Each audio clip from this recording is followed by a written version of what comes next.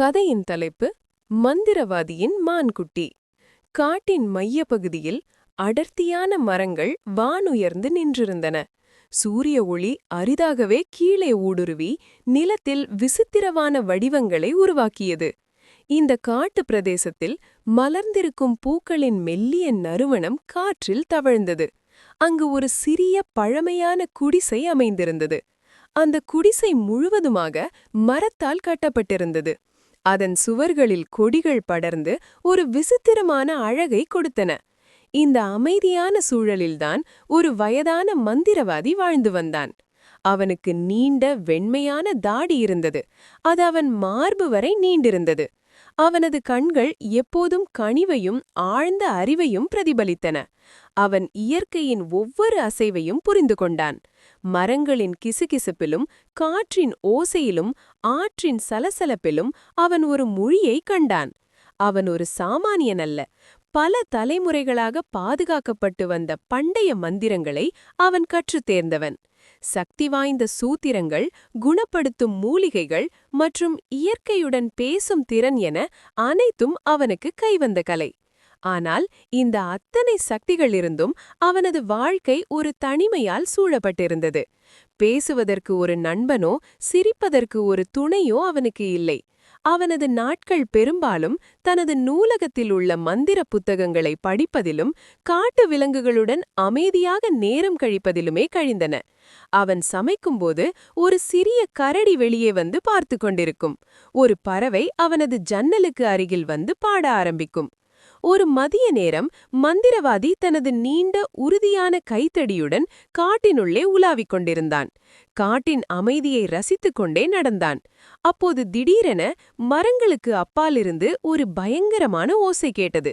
அதன் பிறகு மெல்லிய சத்தத்துடன் ஒரு சிறு விலங்கு ஓடிவரும் சத்தம் கேட்டது.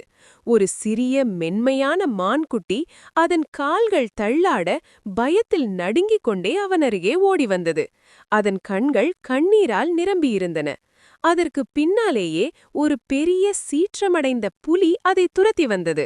அதன் பெரிய பற்கள் வெளிப்படையாக தெரிந்தன. மான்குட்டியின் மரணம் நெருங்கிவிட்டது என்பதை மந்திரவாதி உணர்ந்தான்.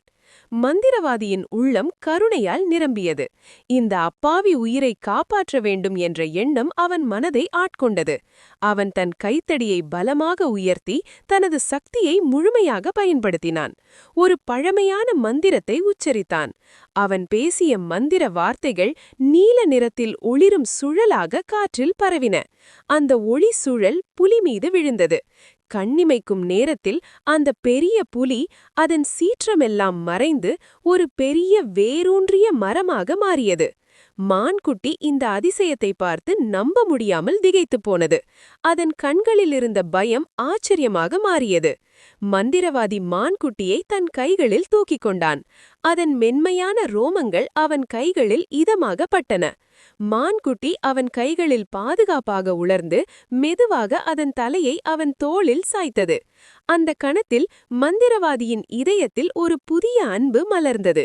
அவன் பல காலமாக ஏங்கிக் கொண்டிருந்த துணையை இந்த சிறிய உயிரினம் அவனுக்கு கொண்டு வந்தது. அவன் அதற்கு துள்ளி என்று பெயர் சூட்டினான். இந்த பெயர் அதன் துள்ளலான சுபாவத்திற்கும் அவனது வாழ்வில் அது கொண்டு வந்த மகிழ்ச்சிக்கும் பொருத்தமாக இருந்தது. துள்ளி மந்திரவாதியின் தனிமையான உலகத்தில் ஒரு புதிய வெளிச்சத்தை கொண்டு வந்தது. அவனது குடிசை இனி வெறுமையான இடமாக இல்லை. துள்ளியின் சிறிய காலடி சத்தமும் அதன் மெல்லிய முனங்கல் சத்தமும் குடிசையை உற்சாகத்தால் நிரப்பியது. மந்திரவாதி தனது படுக்கைக்கு அருகில் துள்ளிக்கு ஒரு சிறிய மென்மையான கூடையை அமைத்துக் கொடுத்தான். அதில் புதிய மென்மையான புற்களை பரப்பி அதை ஒரு வசதியான படுக்கையாக மாற்றினான். ஒவ்வொரு நாளும் அவன் காட்டிலிருந்து புதிய பச்சையான இலைகளையும் இனிப்பான பழங்களையும் துள்ளிக்கு பிடித்த பிற உணவுகளையும் கொண்டு வந்து கொடுத்தான். துள்ளி மகிழ்ச்சியுடன் துள்ளி குதித்து அவன் கைகளிலிருந்து உணவை வாங்கி சாப்பிட்டது. அவர்கள் இருவரும் சேர்ந்து காட்டில் பல அற்புதமான இடங்களுக்குச் சென்றனர். மந்திரவாதி துள்ளிக்கு காட்டின் ஒவ்வொரு பகுதியையும் காட்டினார். உயரமான மரங்கள் சூழ்ந்த அடர்ந்த பாதைகள், அங்கே மலர்ந்திருந்த வண்ணமளமான பூக்கள், பறவைகளின் கூடுகள், அடுக்கடுக்காக ஓடும் அருவிகள் என அனைத்தையும் துள்ளிக்கு அறிமுகப்படுத்தினார். ஒரு அருவியின் அடியில் நீர்த்துளிகள் சூரிய ஒளியில் பட்டு ஒரு அழகிய வானவிலை உருவாக்கின. அந்த வானவில்லின் கீழ் இருவரும் நின்று அதன் அழகை ரசித்தனர். துள்ளி ஒரு புதிய உலகத்தை பார்த்த போல மகிழ்ச்சியில் துள்ளி குதித்தது. காலம் அதன் போக்கில் விரைந்து சென்றது. துள்ளி ஒரு சிறிய மென்மையான மான்குட்டியாக இருந்து கம்பீரமான ஒரு பெரிய மானாக வளர்ந்துவிட்டது. அதன் மெல்லிய கால்கள் இப்போது வலிமையாகவும் உறுதியாகவும் இருந்தன. அதன் தலையில் அழகான விரிந்த கொம்புகள் வளர்ந்திருந்தன. ஒவ்வொரு நாளும் அது காட்டினுள் ஓடியும் குதித்தும் விளையாடியது. மந்திரவாதியுடன் இருந்த அன்பு குறையவில்லை என்றாலும் அதன் உள்ளுணர்வு அதை காட்டினுள் தன் இனத்துடன் வாழ அழைத்தது. துள்ளியின் கண்களில் ஒருவித ஏக்கத்தை மந்திரவாதி கவனித்தான். அது காட்டின் சுதந்திரத்தை, தன் இனத்தின் துணையை நாடியது என்பதை அவன் புரிந்து கொண்டான். மந்திரவாதிக்கு துள்ளியை பிரிவது என்பது பெரும் துயரமாக இருந்தது. அவனது இதயம் கனமடைந்தது. ஆனாலும் துள்ளியின் மகிழ்ச்சிதான் தனக்கு முக்கியம் என்பதை அவன் உணர்ந்தான். அவன் துள்ளியை அன்புடன் அணைத்து இறுதியாக ஒரு முத்தம் கொடுத்தான்.